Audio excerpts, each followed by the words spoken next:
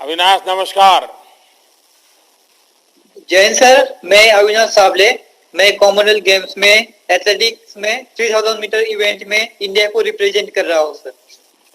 अविनाश, मुझे बताया गया कि आप फौज में हैं और आपने तो सियाचिन में भी पोस्टिंग कर चुके हैं। महाराष्ट्र से आना और हिमालय में ड्यूटी देना, पहले तो मुझे इस विषय में बताइए अपने अनुभव। जी सर, मैं महाराष्ट्र का बीड जिले से हूँ। और मैं 2012 में मतलब भारतीय को ज्वाइन किया।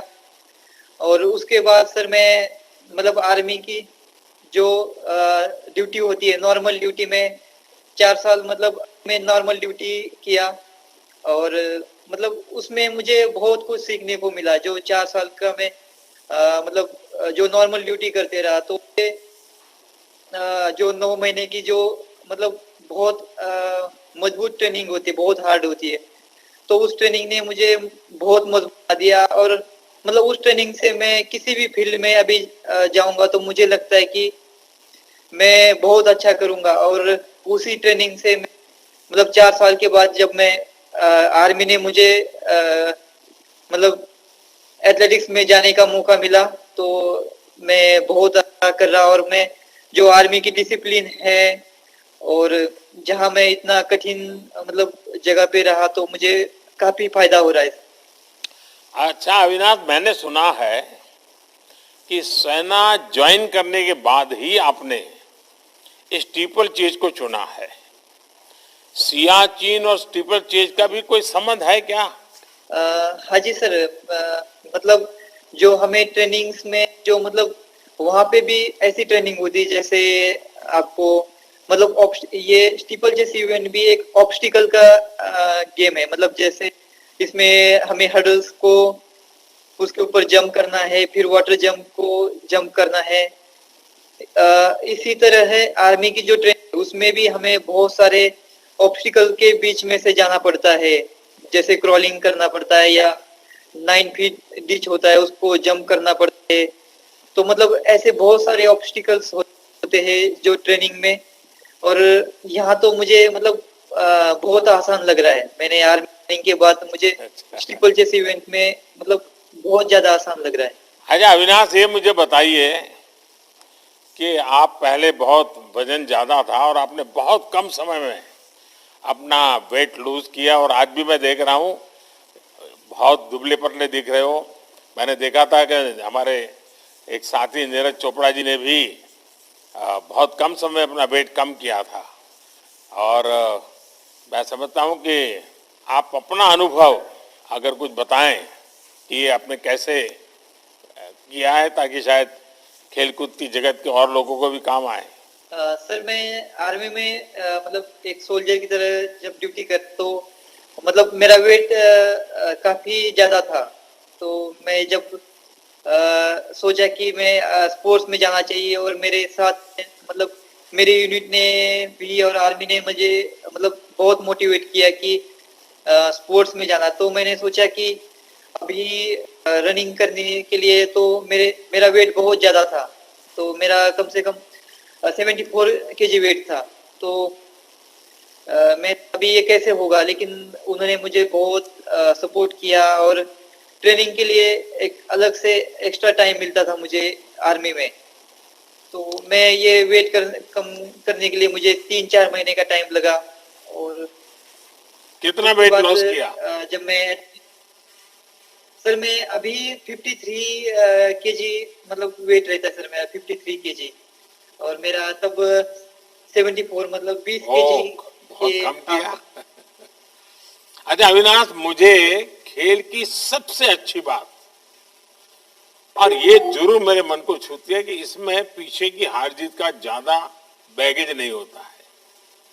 हर बार कंपटीशन नया होता है, फ्रेश होता है। और आपने बताया कि आप पूरी तरह तैयार हैं। सभी देशवासियों की शुभकामनाएं आपके साथ हैं। आप जमकर खेल गएगा। आइए और किससे बात करते हैं।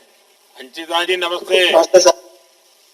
सर सर मैं वेस्ट बंगाल से हूँ, मैं अभी बर्मिंघम में कर रहा हूँ सर। थोड़ा अपने विषय में बताइए 70 जरा। 73 कैटेगरी में खेलता हूँ सर। अच्छा वेस्ट बंगाल अंकिता, से लोग हूँ। कहते हैं कि आप बहुत शांत स्वभाव के हैं, एकदम से कूल जिसको कहते हैं, और आपका खेल तो है जिसमें पावर लगता है, शक्ति का खेल है। तो ये शक्ति और शांति, ये दोनों को कैसे आपने मेल बिठा दिया है? सर कुछ कुछ योगा करते हैं हम जो सर, तो उससे दिमाग शांत हो जाता है और ट्रेनिंग के टाइम उसको बाहर लेते हैं कि जोश के साथ सर एकदम। अच्छा अंकिता, रेगुलर योगा करते हो? हाँ जी सर, कभी कभी मिस होता है लेकिन करता हूँ सर। अच्छा अच्छा, आपके परिवार में कौन कौन है? मम्मी है और मेरा बड़ा भैया है सर। अच्छा, और परिवार से भी मदद जी सर। मिलती है? हाँ सर, परिवार से मेरा मतलब फैमिली से फुल सपोर्ट रहता है कि करो अच्छे से करो, डेली बात होता है, हमेशा सपोर्ट ही रहा है सर। लेकिन माँ को चिंता रहती होगी कहीं को चोट पहुंचा न दे, क्योंकि वेट लिफ्टिंग हाँ में माँ। हमेशा इंजरी की बड़ी चिंता रहती है। तो जी सर, आप माँ जब बात करता हूँ माँ से तो उन लोग भी अच्छे से खेलो। देखिए, जी मैं सर। चाहता हूं कि आपको बहुत प्रगति हो, बहुत लाभ मिले आपको, और काफ़ी प्रगति करें आप। अच्छा, आपने खुद को कैसे इंजरी से बचाया, इसकी कोई विशेष तैयारी की है क्या?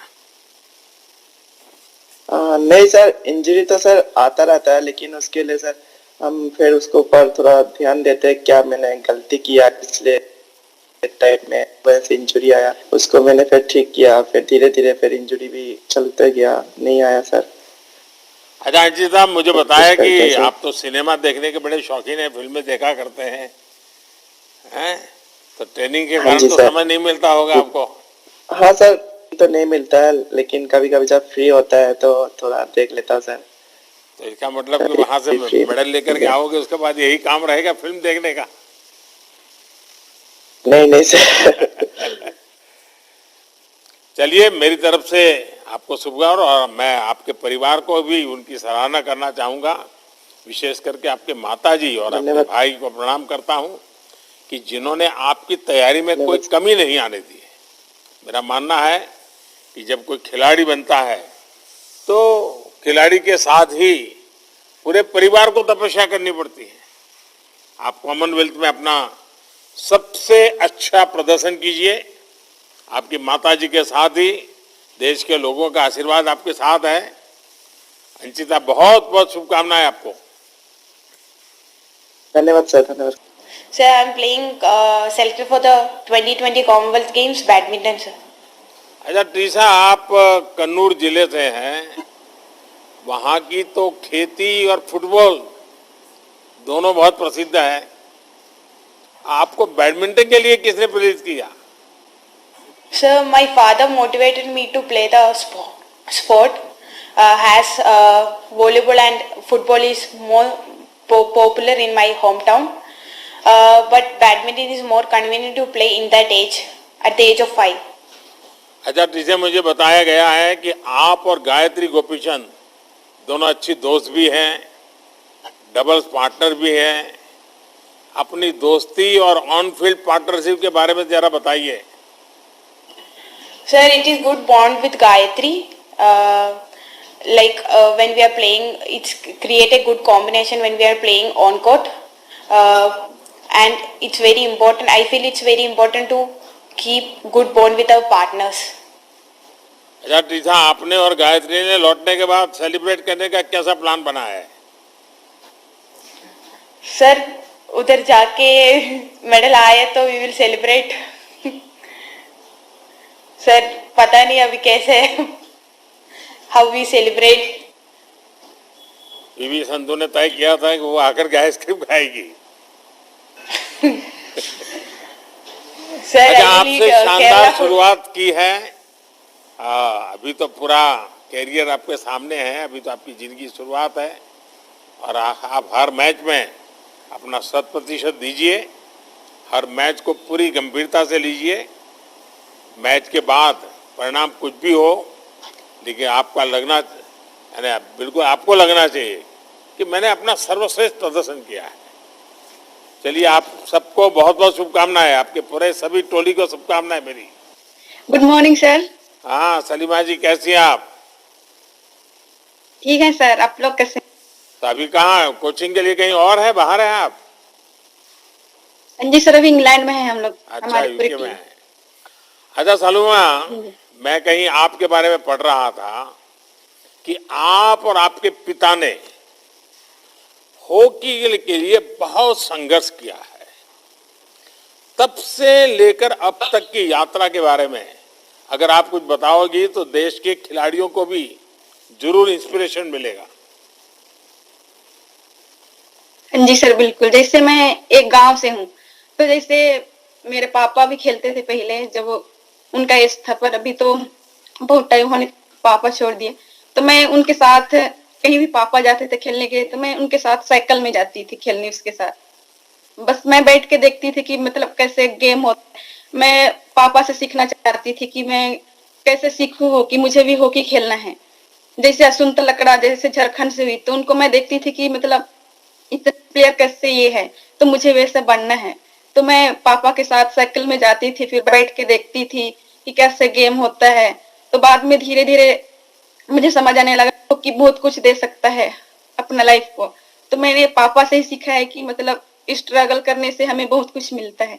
तो मुझे अपने फैमिली से, उनसे बहुत अच्छा लगता है मुझे कि उनसे मैंने इतना अच्छा नॉलेज सीखा है।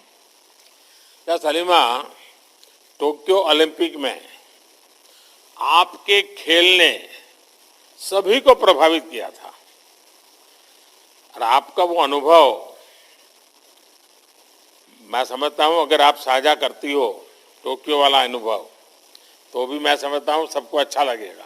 हाँ जी सर, बिल्कुल। जैसे हम के ओलंपिक्स जाने से पहले आपसे भी बात किए थे, फिर अभी कॉमनवेल्थ आने से पहले भी हम ऑलरेडी हैं इंग्लैंड में। पर अब से पहले आपने हमें बहुत अच्छा मोटिवेट किया। जैसे टोक्यो ओलंपिक्स में भी हम जाने से पहले आपने हमसे सबसे बात की थी, तो हमें बहुत अच्छा लगा, फिर हमें बहुत ज्यादा मोटिव हुआ। तो बस यही है कि हम टोक्यो ओलंपिक्स में हम यही सोच के गए थे कि हमें कुछ करना है इस बार। तो हम इस टूर्नामेंट में भी हम यही सोच के आए हैं कि हमें करना है।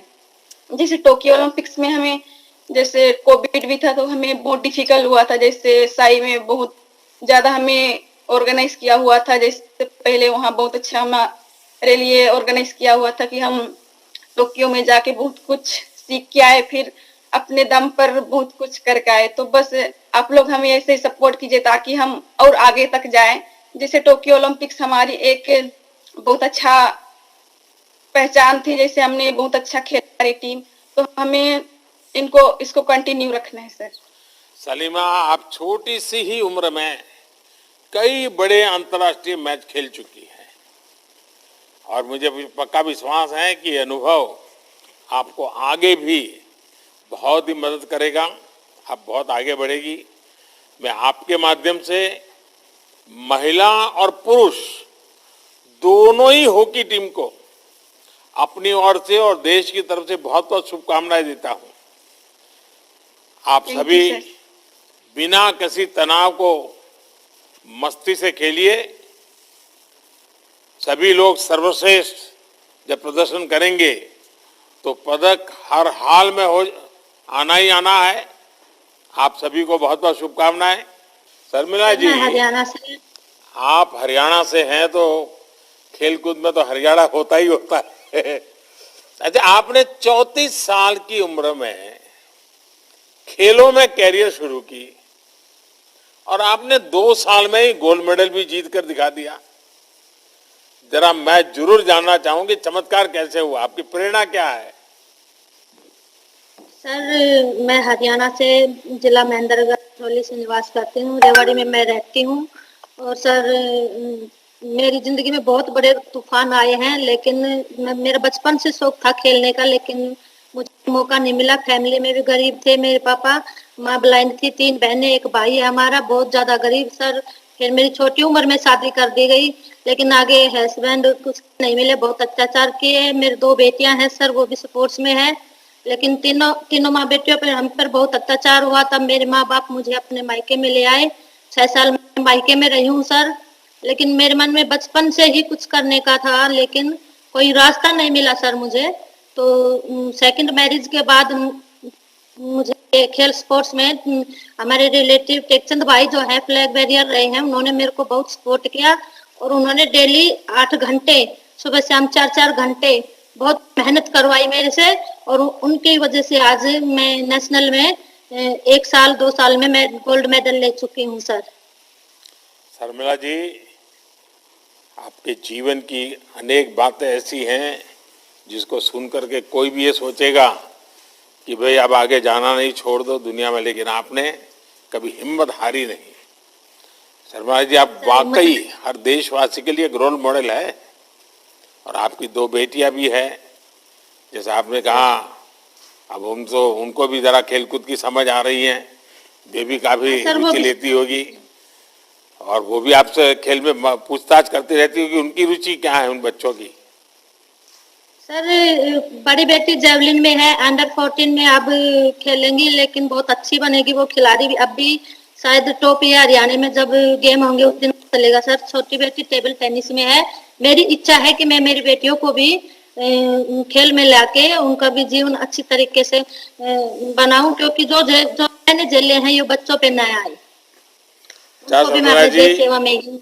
आपके जो कोच है टेकचंद जी, वो भी पैरालंपियन रहे हैं, उनसे भी आपको बहुत कुछ सीखने को मिला होगा। हाँ सर, उन्होंने ही मुझे प्रेरित किया है, और मेहनत करवाई है 4-4 घंटे की। जब मैं स्टेडियम में नहीं जाती तो घर पकड़ पकड़ के ले जाते थे, थक जाती थी। फिर उन्होंने मेरा हौसला बढ़ाया कि हार मत मानना, जितनी मेहनत करेगी उतना फल तेरे आगे आएगा, मेहनत पे ध्यान दो। शर्मिला जी, आपने जिस उम्र में खेलने की सोची, उसमें बहुत से लोगों के लिए खेल शुरू करना मुश्किल होता है। आपने साबित कर दिया कि अगर जीतने का जज्बा हो तो कोई भी लक्ष्य असंभव नहीं है। हर चुनौती आपके लिए हौसले के आगे हार जाती है। आपका समर्पण पूरे देश को प्रेरित करता है।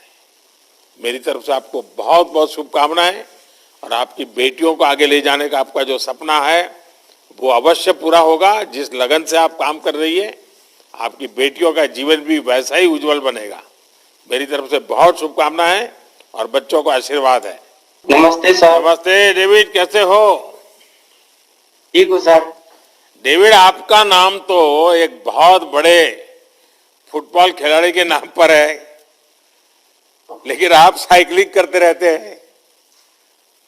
लोग भी आपको फुटबॉल खेलने की राय देते होंगे, कभी आपको लगा कि प्रोफेशनली भी फुटबॉल खेलना चाहिए, या फिर साइकिलिंग ही आपकी पहली चॉइस रही है?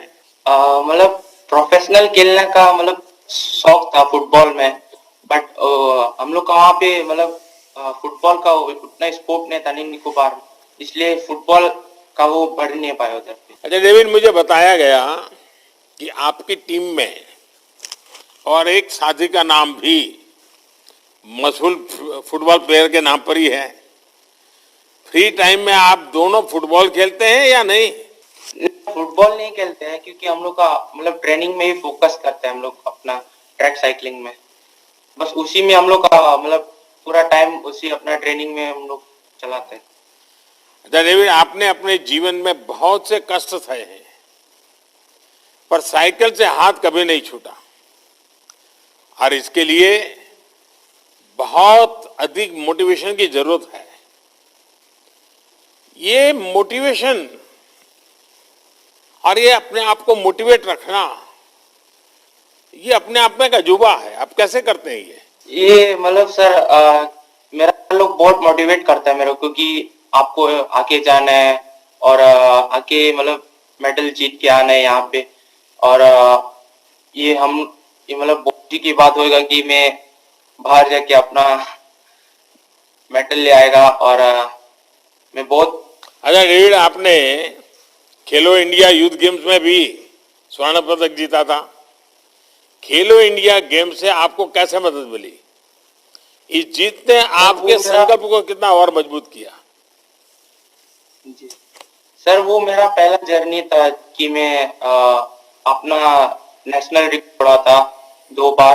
और मैं बहुत खुशी की बात है कि मैं मन की बात में आपने मेरा बारे में बहुत बोला था और मैं बहुत खुश था उस टाइम कि आपने मन की बात में मेरा मोटिवेट किया। और एक मैं अंडमान निकोबार का एक खिलाड़ी हूँ कि मैं वहां से निकल के यहाँ नेशनल टीम में पहुंचा। और ये बहुत खुशी की बात है कि मेरा अंडमान टीम भी बहुत प्राउड फील करता है कि मैं अपने इंडिया टीम में यहाँ इंटरनेशनल टीम में यहाँ करा।